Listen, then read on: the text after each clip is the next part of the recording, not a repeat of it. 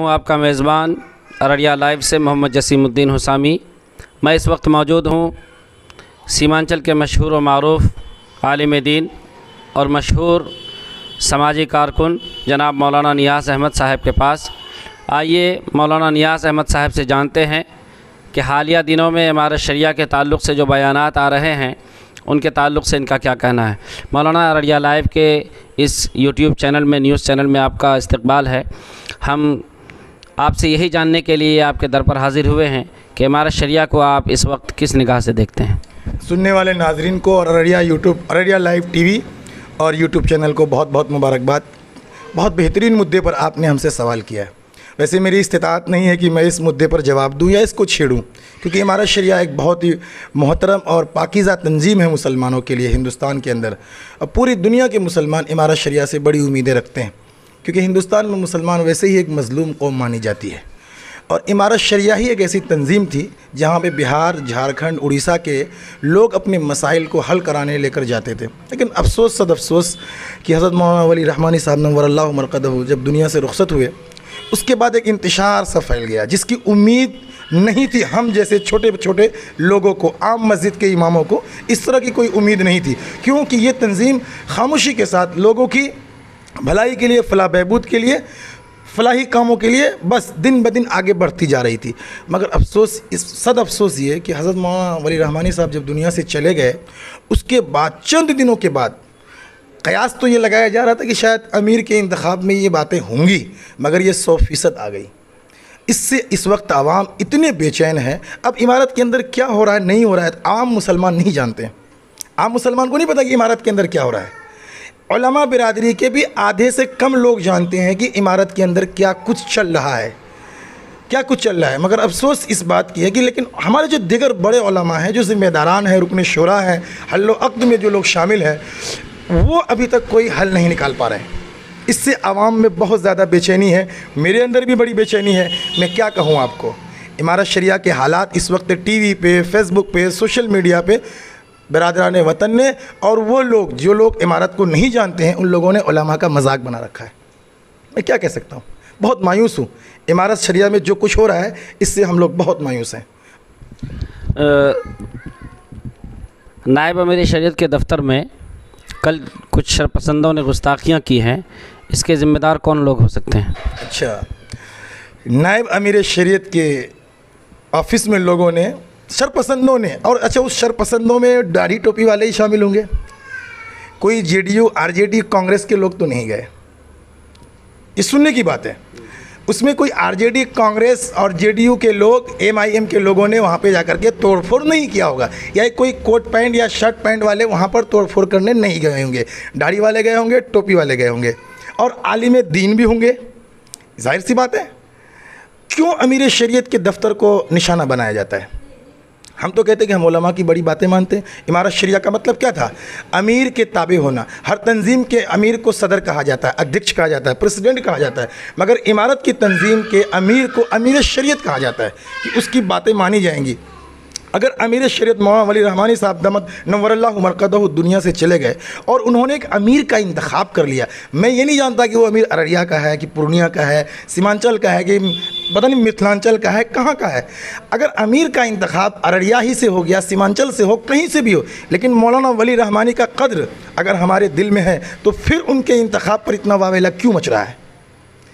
मैं एक शेर कहना चाहूँगा कि मैं क्या करूं कि तेरे अना को सुकून मिले, टूट जाऊं, बिखर जाऊं, मर जाऊं, क्या करूं। नायब अमीर शरीयत के साथ क्या कुछ नहीं हो रहा है।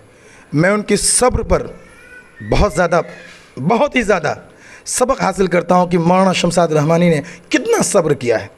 3 महीने से मैं वहाँ मौजूद तो नहीं हूँ, लेकिन पेपर के हालात से, फेसबुक के हालात से, यूट्यूब के हालात से, अखबारात के हालात से एक अमीर शरीयत को इतना जलील किया जाता है, इतना परेशान किया जाता है, इतना तंग किया जाता है। वो कौन सा होता है? कोई सीएम पीएम का होता है? कोई पार्टी पक्ष वाली होता था क्या? वो नायब अमीर शरीयत का इंतखाब अमीर शरीयत के इख्तियार में है।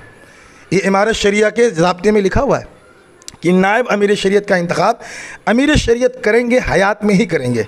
और मौलाना वली रहमानी साहब, अल्लाह उनकी कब्र को नूर से मनोवर करे, उन्होंने अपनी आखिरी बीमारी में मौलाना को बुला करके मुंतखब करके दुनिया से गए। उसके बाद इनके मुहिब्बीन, इनके अनुयायियों ने मौलाना की नाकदरी की, मौलाना वली रहमानी साहब की नाकदरी की।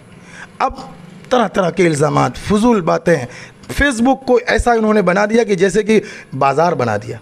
अच्छी बात नहीं है। मैं इस शर का और इस हमले का, इस तोड़ फोड़ का कड़े अल्फाज में, कड़े शब्द में खुली मजम्मत करता हूँ। ये नायब अमीर शरीयत ने मजलिस शुरा के नशिस्त तलब करने की बात कही तो उस पर भी वावेला मचाया जा रहा है। बहुत अच्छा सवाल, मैंने भी पढ़ा है कि नायब अमीर शरीयत ने पहले लिख करके आर्टिकल डाला, उसके बाद बहुत से लोगों को उर्दू पढ़ना नहीं आता है, पेपर नहीं पढ़ते, तो अल्हम्दुलिल्लाह हज़रत ने बड़ी एकदम बारीक बीनी के साथ उन्होंने एक वीडियो बनाई और आवाम को पैगाम दिया, साफ लफ्ज़ों में पैगाम दिया। और उन्होंने इस बात पर भी इत्मीनान ज़ाहिर किया कि जो तारीख़ मुतय्यन हो जाए उस पर हम इंतखाब करा लेंगे। उसके बावजूद भी वावेला मच रहा है। आवाम आपसे क्या पैगाम लेगी, आवाम आपसे क्या सबक हासिल करेंगे? उलमा की जमा से होती है। और इमारत शरिया बिहार, झारखंड, उड़ीसा के अंदर मुसलमानों की एक मजबूत तंजीम मानी जाती है।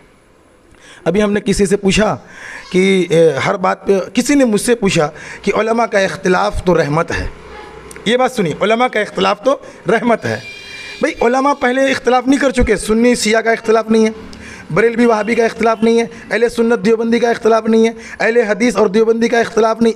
इतने इख्तिलाफात कम है क्या? बटने के लिए, टूटने के लिए, जलील होने के लिए इतने इख्तिलाफात कम है क्या? हर तंजीम में इख्तिलाफ, हर मदरसे में इख्तिलाफ, किसी भी शोबे में जाए हम उलमा एक प्लेटफॉर्म पर मुत्तफिक नहीं होते और दूसरों को कहते हैं वातसिमू बिहब्लिल्लाह। क्या तरीका है ये सब? हम बात करेंगे आपसे इस सिलसिले में भी। बहुत बहुत शुक्रिया आपका। आखिरी सवाल आपसे ये करूँगा कि इमारत शरिया के जो कायम मकाम नाजिम हैं उनके बारे में ये कहा जाता है कि वो किसी एक ख़ास ग्रुप के हाथों बिक चुके हैं। इस ताल्लुक़ से आपका क्या ख्याल है? भाई ये सवाल मुझे हज़म नहीं हुआ। और इमारत के उलमा, इमारत के मुफ्तियान, इमारत के नाजिम कभी सौदा नहीं कर सकते। अगर वो इमारत के लिए मुखलिस हैं, कौम व मिल्लत के लिए मुखलिस हैं, तो इमारत का कोई भी ज़िम्मेदार सौदा नहीं कर सकते। कायम मकाम नाजिम हो, कायम मकाम काजी हो, कायम मकाम मुफ्ती हो या और दीगर ज़िम्मेदारान हैं, इमारत के लोग बहुत मुखलिस हैं। मौलाना के ज़माने के हो या अब कोई नए आए हों, सभी मुखलिस हैं। और जिस तरह आपने कहा कि कायम मकाम नाजिम वो बिक चुके हैं और प्रोपेगेंडा कर रहे हैं, मैं इस बात से इत्तफाक नहीं रखता हूँ। और अगर आपकी बात सही है, अगर वो हज़रत हमारे प्रोपेगेंडा करने के लिए ग्रुप बना लिए हों, तो मैं हाथ जोड़कर कौम के तरफ से, मुसलमानों की तरफ से, हिंदुस्तानी अवाम के तरफ से हाथ जोड़कर हल्लो अक़्द से, इमारत के रुकन से तभी लोगों से गुजारिश करूँगा कि आप तमाम लोग एक जगह आकर बैठें। कायम मकाम नाजिम हो या नायब अमीर शरीयत हो, आप सब से उम्मत की बड़ी उम्मीदें हैं, आवाम की बड़ी उम्मीदें हैं कि जल्दी से जल्दी इमारत का मसला हल हो। हम आवाम में, आम छोटे छोटे मस्जिद के इमामों में बड़ी बेचैनी का मामला है। लोग बड़े बेचैन हैं, आम लोग बड़े बेचैन हैं कि ये मामला मार्केट में कैसे आ गया, बाज़ार में कैसे आ गया, फेसबुक में कैसे आ गया।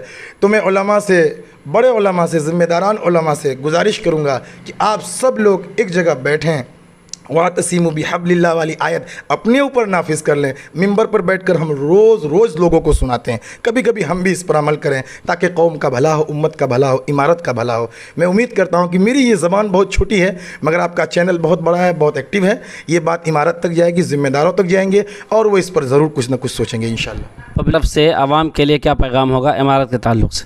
देखिए, मैं भी एक आवाम हूँ, पब्लिक हूँ।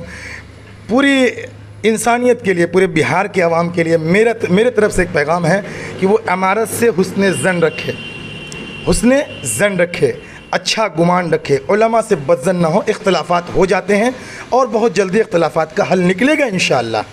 और जो आवाम हमारे फेसबुक पर हैं, सोशल मीडिया पर हैं, टीवी पर हैं, अखबारात पढ़ते हैं, तो वो बहुत सी बातों को पढ़ लेते हैं। बहुत से लोगों की उर्दू बहुत हार्ड होती है, समझ में नहीं आता है।